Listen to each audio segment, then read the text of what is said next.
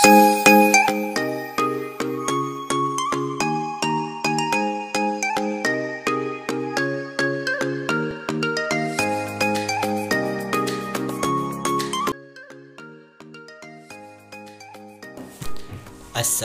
warahmatullahi wabarakatuh. Perkenalkan, nama saya Muhammad Afdal dari kelompok 5. Ingin menjelaskan sedikit materi kami tentang pendekatan historis. Pengertian historis. Dalam Kamus Bahasa Inggris, historis berasal dari kata history yang artinya sejarah atau peristiwa. Kata sejarah dari bahasa Arab yang berarti pohon. Pengambilan istilah ini agak berkaitan dengan kenyataan bahwa sejarah, setidaknya dalam pemandangan orang pertama yang menggunakan kata ini, menyangkut tentang antara lain syarat-syarat al-nasab, pohon genealogis yang dalam masa sekarang agaknya bisa disebut sejarah keluarga atau family history. Historis adalah asal-usul, silsilah, kisah, riwayat, dan peristiwa.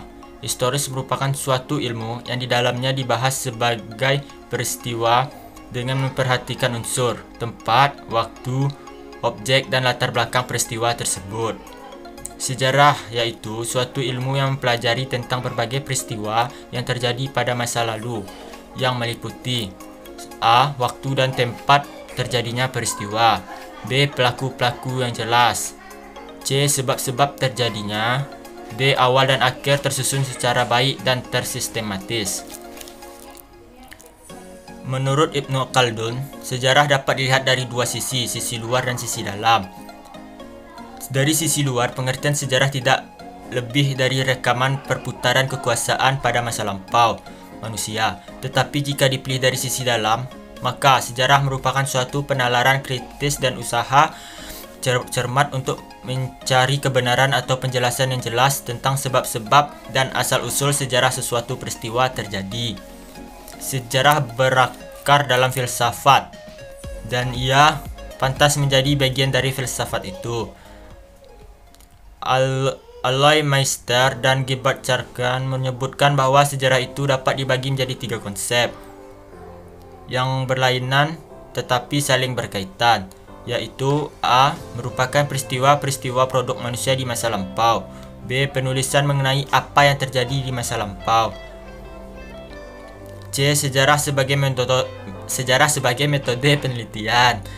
Ilmu sejarah adalah ilmu yang mempelajari peristiwa masa lampau melalui rekonstruksi peristiwa baik secara tertulis maupun tidak tertulis berdasarkan fakta-fakta historis atau buku sejarah dan produk kebudayaan seni dan budaya masyarakat. Unsur-unsur pokok dalam sejarah: A. Aktor atau pelaku, orang, individu, kelompok. B. Perbuatan atau tindakan atau peristiwa. C. Waktu terjadinya peristiwa, lingkungan. E. Rekonstruksi peristiwa. Peristiwa sejarah dipengaruhi oleh 3 hal. A. Manusia sebagai pelaku atau aktor sejarah lisan, individu, bisa komunitas atau kelompok. B. Waktu, masa atau waktu terjadinya peristiwa adalah mencerminkan rangkaian peristiwa pada suatu masa tertentu. C. Space, ruang, wilayah, dan konteks peristiwa yang mengikuti masyarakat. Sekian.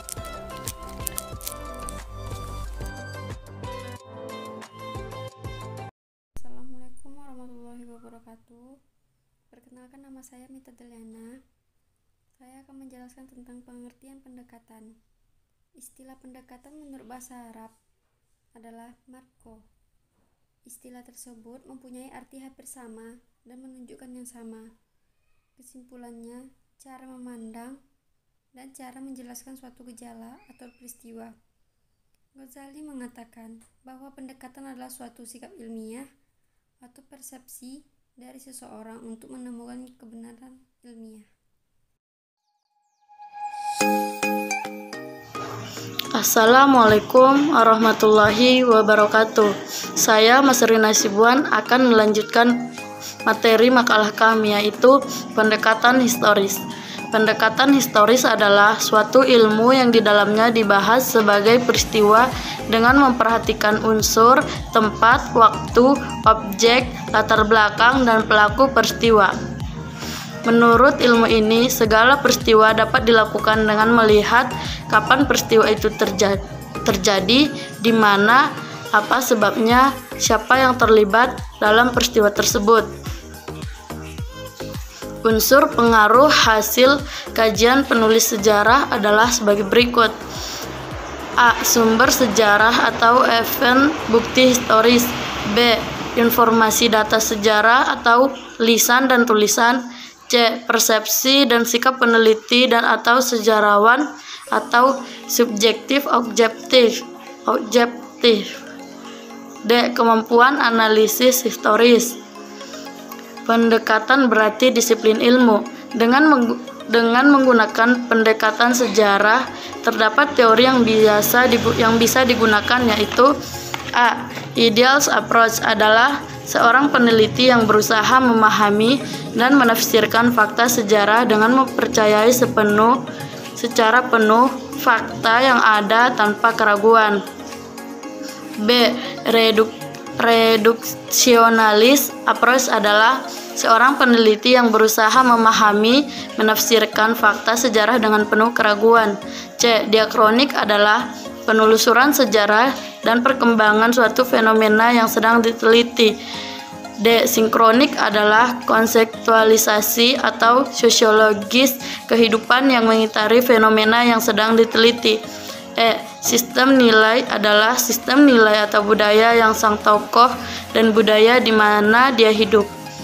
Maka penelitian dengan teori diakronik, sinkronik, dan sistem budaya adalah penelitian yang menelusuri latar belakang dan perkembangan fenomena yang diteliti, lengkap dengan sejarah sosio-historis dan nilai budaya yang mengitarinya. Sekian, terima kasih.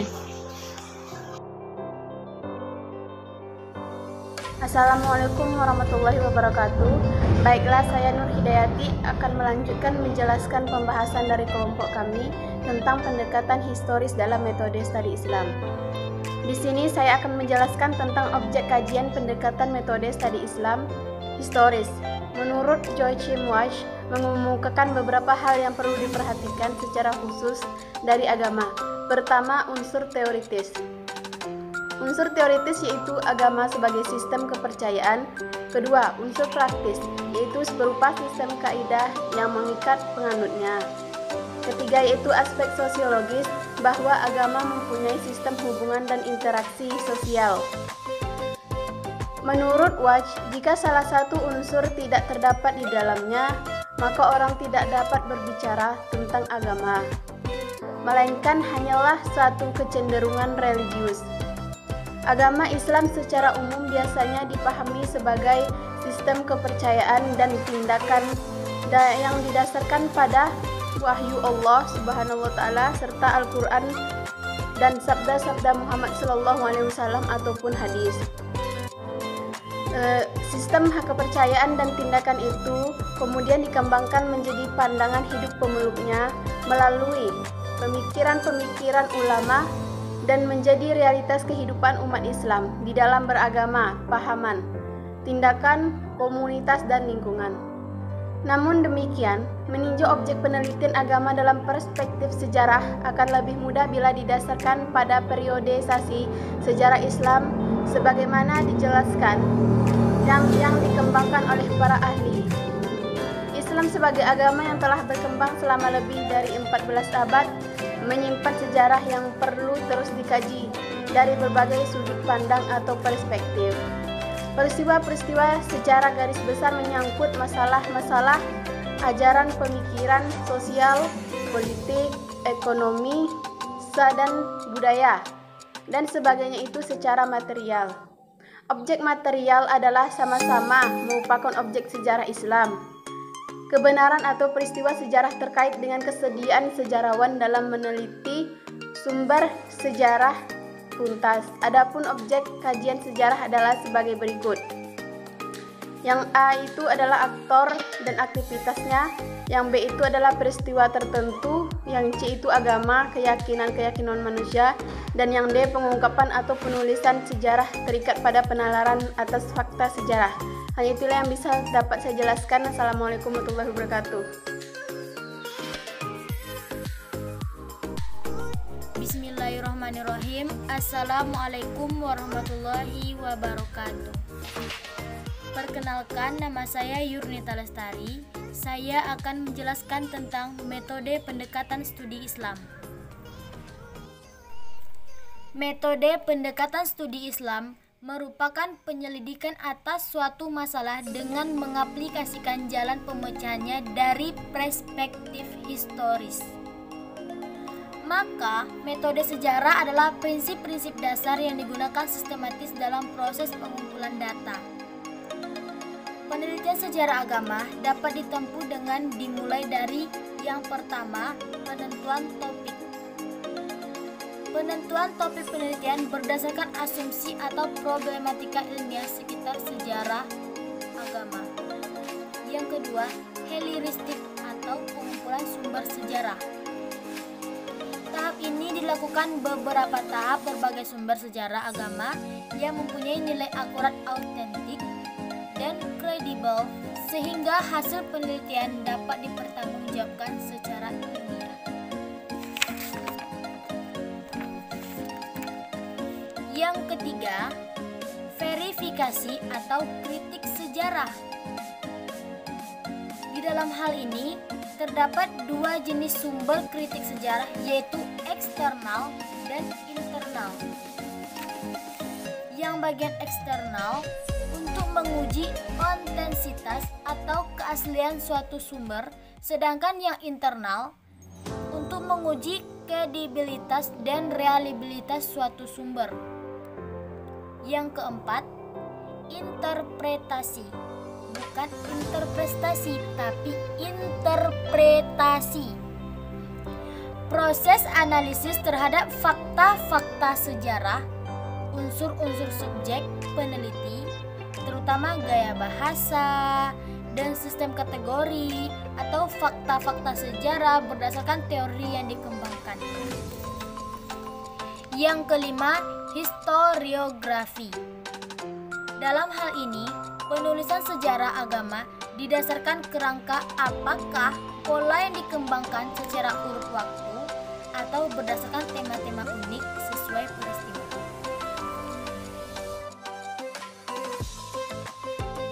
Assalamualaikum warahmatullahi wabarakatuh. Perkenalkan, nama saya Nur Habibah, saya dari kelompok 5. Di sini saya akan menjelaskan beberapa materi yang telah terdapat di dalam makalah kelompok kami, yaitu aplikasi pendekatan historis dalam studi Islam. Melalui historis ini, seseorang yang ingin belajar tentang agama akan diajak lebih jauh untuk menelusuri kajian Islam, baik dari alam yang idealis menuju alam yang bersifat empiris dan juga menduniawi. Dan jika ada seseorang yang ingin memahami Al-Quran dengan benar, ada baiknya ia mengetahui proses-proses turunnya Al-Quran dan juga mengetahui kejadian-kejadian untuk yang mengiringi turunnya Al-Quran. Dan bukan hanya itu saja, ia juga harus mengetahui dan memahami hikmah-hikmah dan hukum-hukum yang terdapat di dalam Al-Quran. Semua itu dilakukan supaya mereka tidak keliru untuk memahami Al-Quran. Ada banyak faktor yang dapat mempengaruhi gerakan ini, baik dalam bidang kultural maupun struktural. Dan juga ada faktor yang relevan dan kontekstual dalam gerakan ini disebut secara historis. Dan juga ada faktor yang dominan, yang penting atau yang harus diketahui ialah kondisi sosial dan budaya yang dapat memunculkan adanya dorongan untuk membuat gerakan atau membuat sekelompok gerakan yang bersosialisasi. Adapun pemahaman sejarah historis ini lebih kepada subjektif dan juga teoritis dan pengalaman empiris yang dapat membimbingnya. Sedangkan gerakan konsumsi lebih kepada sejarawan untuk menerangkan perubahan-perubahan sosial baik secara sinkronis maupun diagonis. Ada beberapa kajian Islam yang berperspektif histori. Yang pertama adalah Tarikh Islam oleh Yusuf dan Su'aib. Dan ada yang kedua, Hayatun Muhammad oleh Ibnu Ishaq dan Husain Haikal. Dan yang ketiga, Tarikh Al-Quran. Dan yang keempat, Ilmu Tawarikh Al-Rubu'ah. Dan yang kelima, Tarikh Tasri' Al-Islami. Mungkin cukup sekian yang dapat saya sampaikan. Kurang dan lebihnya saya mohon maaf. Akhirul kalam. Assalamualaikum warahmatullahi wabarakatuh.